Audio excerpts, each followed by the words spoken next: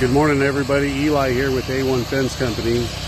We're over here at Sigfried and Roy's property. The office called and asked if we would come out here and help remove this bell tower gate. We did. This is their property. It was way bigger than this. It's kind of sad to see that this place is shut down and no longer going to be of existence.